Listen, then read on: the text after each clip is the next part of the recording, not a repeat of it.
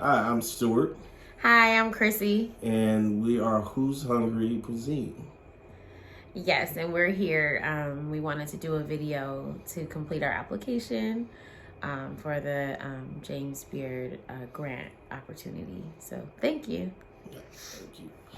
So, the first question was, how did we begin? How did our business come about? So, Who's Hungry began in 2012, and I started it as a catering company because I had worked a few years, about 8 years in restaurants, and after culinary school, I just noticed everything in our neighborhood um, was very limited in as far as options um, for eating, healthy options, just almost any options. So we began with culinary, began with catering. We did then we switched to farmers markets where we did restaurant quality food at a reasonable price for the neighborhood. So we kept that going from 2014 and until 2018 Yeah. when we got our brick and mortar.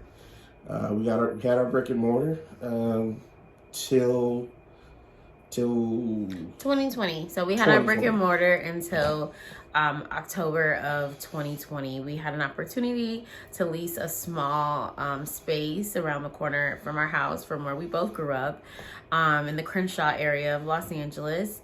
And with the onset of COVID-19, we were still able to work through. We did our to-go orders. We were on all the apps, and the person who owned the building decided to sell the building, and due to money they were losing from other businesses closing due to COVID, and they moved up their time. They moved up there about 3 months. We were told before that before COVID that they were going to possibly sell, but we were supposed to have until January 2021, and they moved up their time to sell their business, to their property, to a real estate developer. So as they do in most communities, they revitalize and add apartment buildings, and that's what's going to happen with this space. So that put us in a bind, and we had to shut down. So definitely COVID definitely affected us in a way where we were doing well in the beginning, and then the second shutdown is when things really started to change, and then they kind of cut our business by at least 50%. That, and then the selling of the business of the building put us out. Then putting us out. Yes. So that kind of left us in limbo, looking for a place. We thought we had a new place to lease on lock. It was actually about 5 minutes away. But because of all the COVID laws and restrictions, meaning that the landlord just didn't want to provide us with a quality lease, and we needed security, and he was not trying to provide us with a lease of 3 to 5 years. So we weren't willing. He wasn't willing to work with us. A very heavy loophole.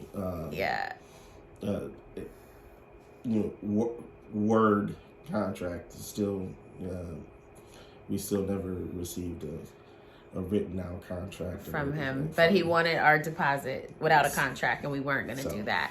So that left us again without a building. We have done crowdfunding. We have applied for PPP. We were denied PPP. We were denied the EIDL loan. We are applying for the second round of PPP, and this came across to us because we are a part of a minority business founder program. We've been in the program for 12 weeks, and this opportunity came across to us, and we were like, we are applying for this because this is something that we fit into. So if you are able to grant us this opportunity, we are going to take these funds and try to open up ourselves another facility, something small like we had before, just a small lease. And we want to continue to sell our food on a walk-up basis.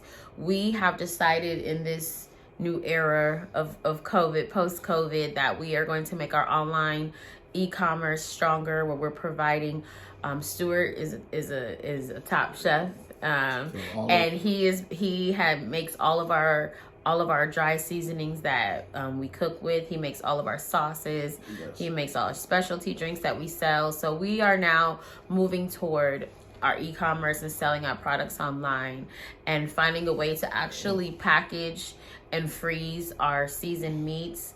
We're trying to do things to get ourselves back into a restaurant, to build up our capital.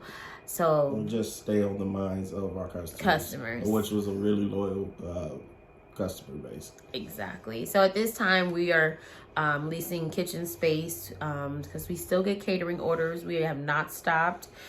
We are working on, through that kitchen space, doing pickup orders where we do pickups twice a week. People can place an order and pick up on Friday and Saturdays. So we are still grinding and pushing and hustling.